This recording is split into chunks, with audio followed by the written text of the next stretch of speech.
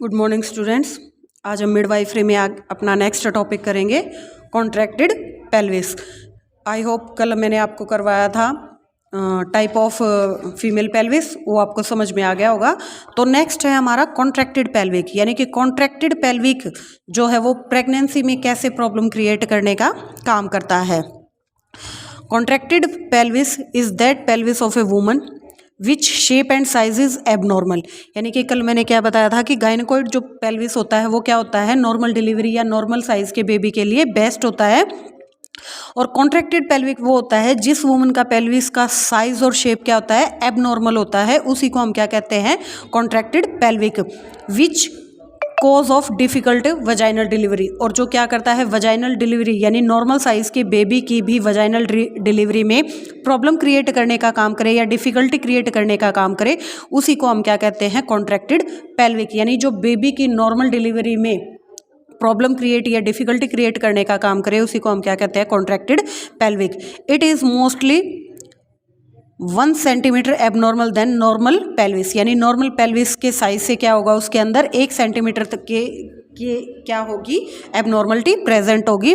It also count in high risk pregnancy, यानी contracted pelvic भी जो है हमारी किस में आती है, हाई रिस्क प्रेगनेंसी में आती है, क्योंकि वो बेबी की नॉर्मल डिलीवरी नहीं होने देते।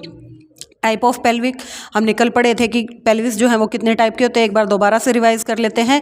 गायनेकोइड पेल्विस क्या होता है, 50% वुमन में प्रेजेंट होता है, एंथ्रोपॉइड 25 में, एंड्रॉइड 20 में, और पेल्टेपेलॉइड पेल्विस 5% वुमन में। यानी कि ये तीनों जो हमारे पेल्विस होते हैं ये क्या किस में आते हैं, कॉन्ट्रैक्टेड पेल्विस में आते हैं, क्योंकि ये बेबी की वजाइनल डिलीवरी में प्रॉब्लम क्रिएट करने का काम करते हैं। कॉन्ट्रैक्टेड पेल्विक होने के कारण क्या क्या होते हैं, पुअर न्यूट्रिशन, अगर मदर ने अच्छा न्यूट्रिशन नहीं लिया है, जिसकी वजह से क्या है, जब प्यूबर्टी एज आई थी उस टाइम पे क्या हुआ, पेल्विस कॉन्ट्रैक्ट होना स्टार्ट हो गया था। डेवलपमेंट डिफेक्ट, यानी कि उसकी शेप ही क्या है, एट बर्थ के टाइम से उसकी डेवलपमेंट में कोई कमी आ गई थी। एनी इंजरी इन लाइफ में कभी भी पेल्विस के अंदर इंजरी हो गई है। मोर फिजिकल एक्टिविटी, या बहुत ज़्यादा फिजिकल एक्टिविटी करने की वजह से।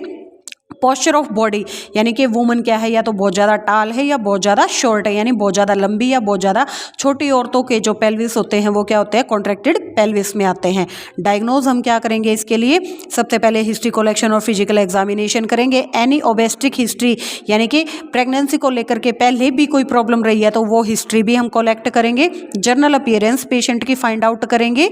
पेंडोलिस बेली, ये क्या होता है कि long abdominal in single baby, यानी कि यूट्रस के अंदर क्या है, बेबी तो सिंगल है लेकिन उसके बावजूद क्या है, एब्डोमिनल एरिया क्या है, बहुत ज़्यादा फैल गया है। यानी पेंडुलस का मतलब होता है लटका हुआ, अगर किसी वुमन का पेट पहले से ही है और उसने फिर एक सिंगल बेबी को भी कैरी किया हुआ है तो वो भी कॉन्ट्रैक्टेड पेल्विस में आएगा, क्योंकि वो नॉर्मल डिलीवरी में प्रॉब्लम क्रिएट करने का काम करता है। नेक्स्ट आता है हमारा मैनेजमेंट। नर्सिंग मैनेजमेंट और ट्रीटमेंट क्या होगा कॉन्ट्रैक्टेड पेल्विस का। All contracted pelvis woman should be admit in hospital, यानी हम क्या करेंगे, उनको हॉस्पिटल में एडमिट करेंगे। It can cause of obstetric labour, क्योंकि ये क्या कर सकते हैं, ऑब्स्ट्रक्टेड लेबर के लिए रिस्पॉन्सिबल होते हैं। To provide proper care during delivery time, delivery time पे हमने क्या करना है, ऐसी वुमेन्स को प्रॉपर केयर प्रोवाइड करनी है। Try to normal delivery if possible, जहाँ तक संभव है हम क्या करेंगे, नॉर्मल डिलीवरी की कोशिश करेंगे। To provide all nursing procedure as per labour stage, labour की जैसी जैसी स्टेज आते जाएंगे उसी के अकॉर्डिंग हम क्या करेंगे, नर्सिंग प्रोसीजर उसके ऊपर अप्लाई करेंगे। First and second stage if progress good, जो कॉन्ट्रैक्टेड पेल्विस होता है उसमें फर्स्ट और सेकंड स्टेज लेबर की क्या होती हैं, 3 स्टेज होती हैं, फर्स्ट, सेकंड और थर्ड। फर्स्ट और सेकंड स्टेज क्या होती है लेबर की, कॉन्ट्रैक्टेड पेल्विक में अच्छी होती है। प्रॉब्लम जो है वो थर्ड स्टेज में आती है, क्योंकि बेबी का हेड डिलीवर करना कॉन्ट्रैक्टेड पेल्विस में से इम्पॉसिबल होता है।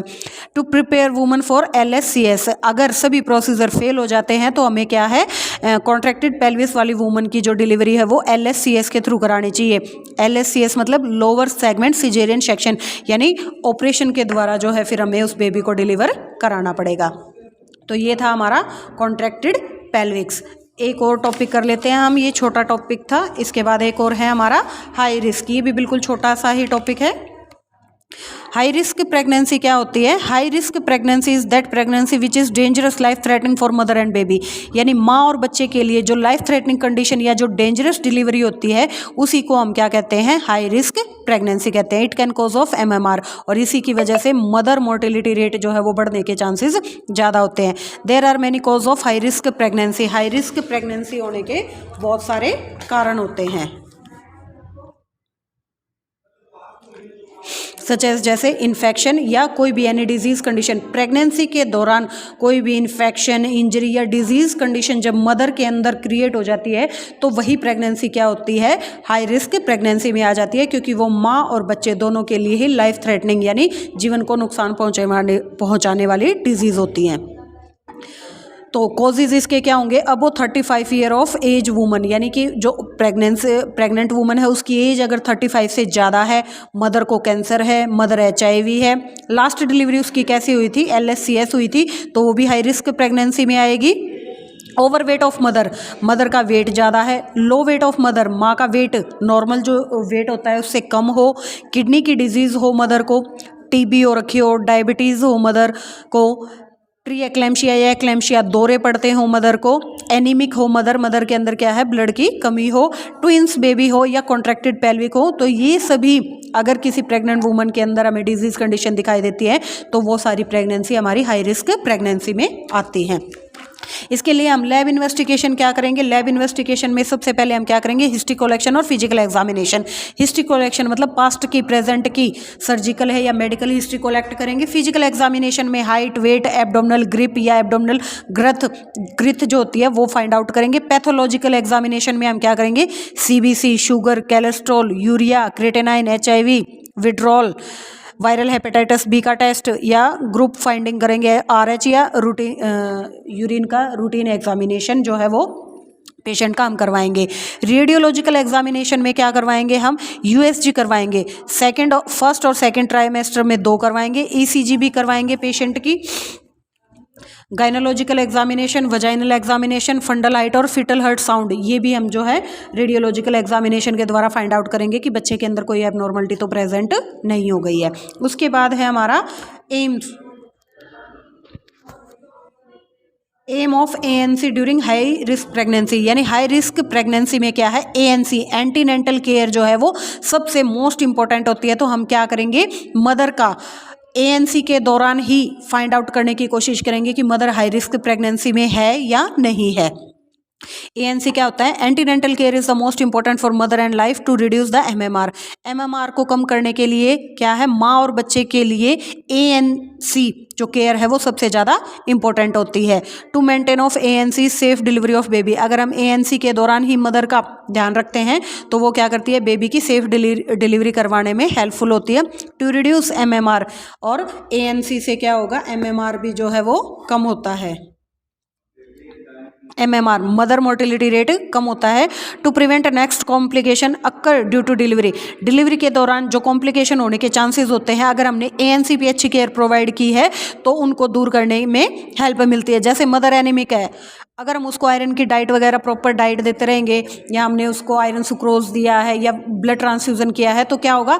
डिलीवरी टाइम पे मदर में हाई रिस्क प्रेगनेंसी जो है वो ईजिली हम कंडक्ट करवा सकते हैं, मदर और बेबी की लाइफ को सेव कर सकते हैं। To reduce maintain proper diet, इसके लिए हम क्या करेंगे? मदर की प्रॉपर डाइट को मेंटेन करेंगे। To reduce fear mother about delivery को लेकर के माँ के अगर कुछ डाउट है तो उनको भी हम क्लियर करेंगे। To provide regular checkup to mother को क्या करेंगे? हम रेगुलर चेकअप के लिए बुलाएंगे। To provide 12 to 16 visit of ANC in high risk pregnancy, high risk pregnancy में हम क्या करेंगे? मदर की कम से कम 12 विजिट करवाएंगे। To motivate couple for family planning, high risk pregnancy वाली वुमन को हम क्या करेंगे? मोटिवेट करेंगे कि वो फैमिली प्लानिंग के मेथड को अप्लाई करे फैमिली कंप्लीट होने के बाद। To check fetal heart sound, बच्चे की जो हार्ट साउंड है उसको भी time to time find out करते रहेंगे। To provide proper supplement diet to the mother, mother को क्या करेंगे, प्रॉपर सप्लीमेंट्री डाइट प्रोवाइड करेंगे। To collect urine and blood sample, time to time क्या करेंगे, मदर के ब्लड और यूरिन के सैंपल लेते रहेंगे ताकि ये फाइंड आउट हो सके कि कौन कौन सी डिजीज जो मदर को हुई है और उनसे हम उनको कैसे प्रिवेंट कर सकते हैं। To educate mother about normal delivery, mother को नॉर्मल डिलीवरी के लिए एजुकेट करेंगे कि डिलीवरी को लेकर के जितने भी फियर एंग्जाइटी डाउट है उनको वो क्लियर कर ले। To educate the mother about immunisation, mother को प्रेगनेंसी के दौरान जो इम्यूनाइजेशन शेड्यूल होता है उसको भी कंप्लीट कराने के लिए बोलेंगे। To educate the mother about nutritive food prevent from anaemia, mother को हम क्या करेंगे, न्यूट्रिटिव फूड की एजुकेशन देंगे ताकि वो अपने आप को एनीमिया जैसी डिजीज है उनसे प्रिवेंट कर सके। To educate mother for ANC exercise, antenatal care के दौरान जो एक्सरसाइज होती हैं वो सारी हम मदर को बताएंगे।